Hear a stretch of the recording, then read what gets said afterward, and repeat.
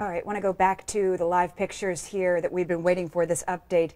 Berrien County Sheriff Paul Bailey is talking.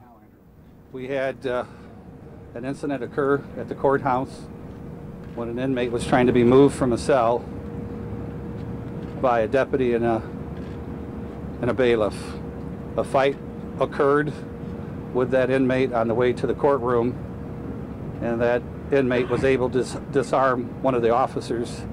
We are still investigating to find out what officer, and was able to get that gun and then shoot the deputy and then shoot and kill 2 bailiffs. He then shot a civilian in the arm and was taken down by 2 other bailiffs that came to render aid, along with several other officers. We will be releasing their names later tonight after we make sure that all family has been notified of their passing.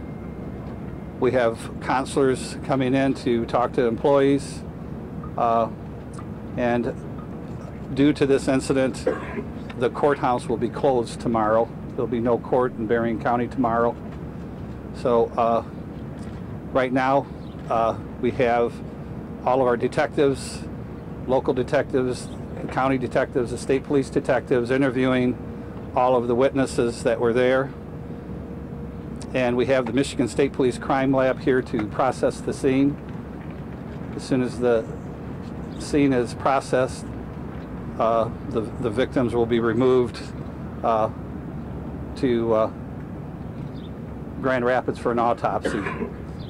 So if I can answer any questions, that's what I have to say at this time. Can you give us the history, sir, of those of your colleagues that were lost today? How many years have they been bailiffs, deputies? And what can you tell us about the inmate? Why was he, I think you said he, why was he in custody? He was in custody for several charges. We'll give you all that update at our next press conference. We'll have all that information for you at that time, and we'll have the information on the 2 bailiffs that were killed at that time also. They've been, both bailiffs have been law enforcement officers for a long time, and they've been bailiffs for the last 10 years. Can you give us more information about, more details about how he was able to get that gun? Well, that's what we're investigating right now. Sure. So all the detectives are piecing that together from all the cameras that we have at the courthouse, and I'll have more details here in the next couple hours to share with you on how that occurred. Where did the fight take place, Sheriff? The fight took place right outside the holding cell at the courthouse.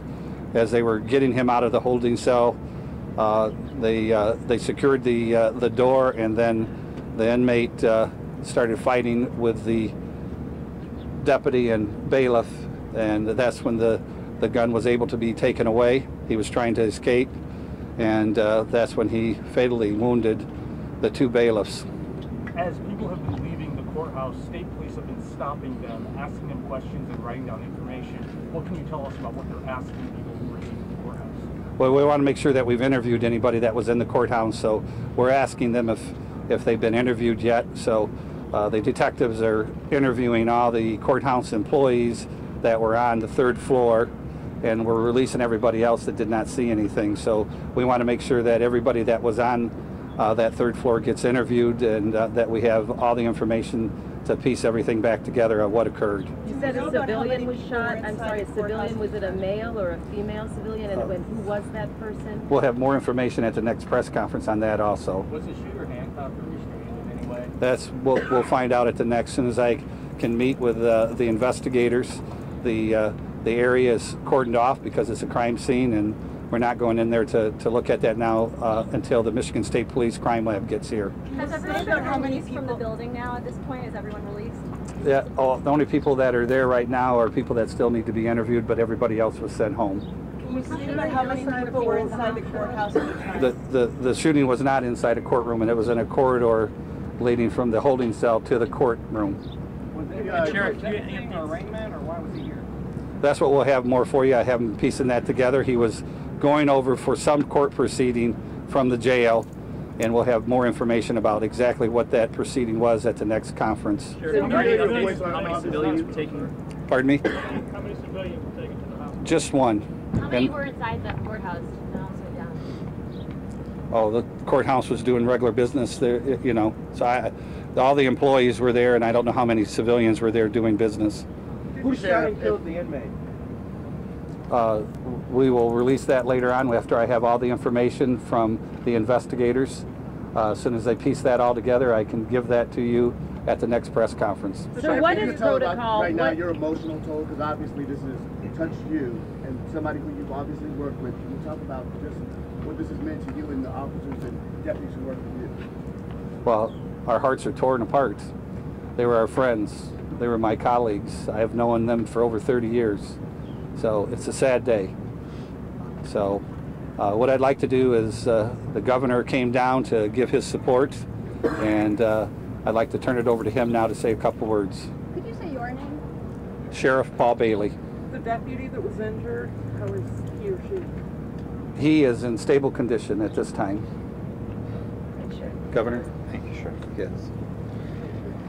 Yeah, I just wanted to be here to support a terrible day in a wonderful community. This was an awful act to have happen today.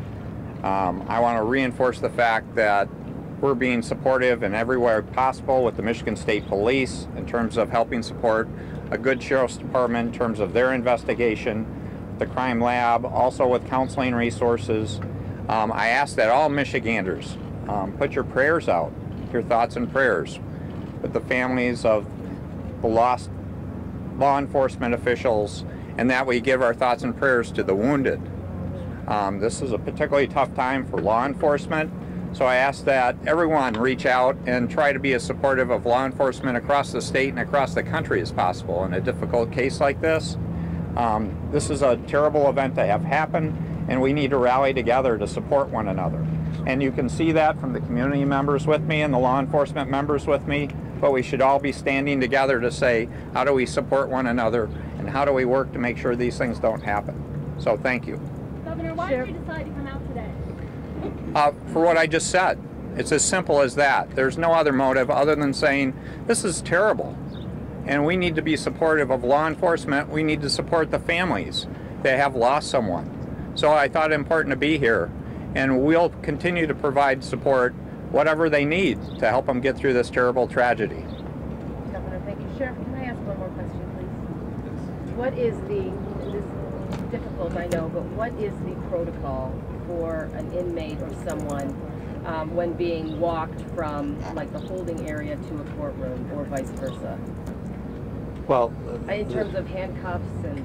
yeah, well, that's what we're going to determine how they were escorted in. They do it many times every day. They're moving inmates constantly between all the courtrooms. So we will, once we have more information, we'll know how he was removed from the cell and was being taken into the courtroom. Are they supposed to be handcuffed, though? That's what I'm Well, asking. it just depends on the situation. Do we know how many shots were fired? No, not at this time. How many court officers were working in the courthouse today? There was 10. Is that enough? Is that how it normally is? Yes. What was a civilian doing outside of the holding cell? That's after the inmate broke free from shooting the two bailiffs and then came out into the hallway where civilians would be when he shot one of them. What's a bailiff? Bailiff is a court officer that works for there's a bailiff assigned to each one of the judges. Sheriff, in the wake of what happened in Dallas, is there anything that you'd like to tell the community right now? Well, this is a great community, and I've been overwhelmed with calls and texts supporting us. It's a tragedy. You never know when something like this is going to happen. I can tell you that the deputies and the bailiffs are well trained, and it's one of those unfortunate situations that occurred. So we need prayers, and the families need your prayers especially, and we will move forward. This is a great community, and they will stand behind us, and we will continue to move forward.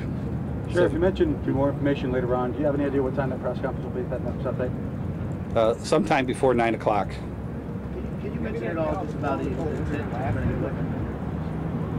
Excuse me? Just in terms of, what was he prosecuted for? What was he being put away for? That's what I have my investigators gathering. We'll release all that at the next press conference. Did he make any statements as he was running from the deputy? That's what I'm going to find out. And how many deputies or bailiffs usually transfer an inmate into the courtroom and out? Two. Thank you for speaking with us. Yeah. You will let us know about the next update. Yes, I will. All right. Will it be right here in the same location? Yes. Thank you. All right. Thank you. Thank you. Mayor Mohammed, you wanted to say a few words? There you have it. Sheriff Paul Bailey addressing the media on this tragic day, what he is calling a sad day up there in St. Joseph, Michigan in Berrien County. We also heard from Governor Rick Snyder, who's offering his thoughts and prayers and his support to that community. You know, this is the first time that we've been given some sort of indication as to what transpired inside the courthouse. Sheriff Bailey telling us that a fight occurred outside what he's calling a holding cell inside that courthouse, where essentially an inmate was being held, and as one of the deputies and one of the bailiffs was trying to take that inmate outside of that holding cell, there was some sort of a fight that took place. The gunman, well, he essentially became the gunman. The suspect got a hold of one of the guns. We're not sure exactly whose gun he was able to get, and that's when that fight occurred. He got the gun and started firing it. Now they have counselors coming in to help with support. The courthouse, of course, is closed right now. They have not named yet the two bailiffs who have been killed or the suspect as well. Of course, we're going to have much more online and on air tonight at 10 on SBT2 and then again at 11 on WSBT-22 Another update we're being told will come tonight too.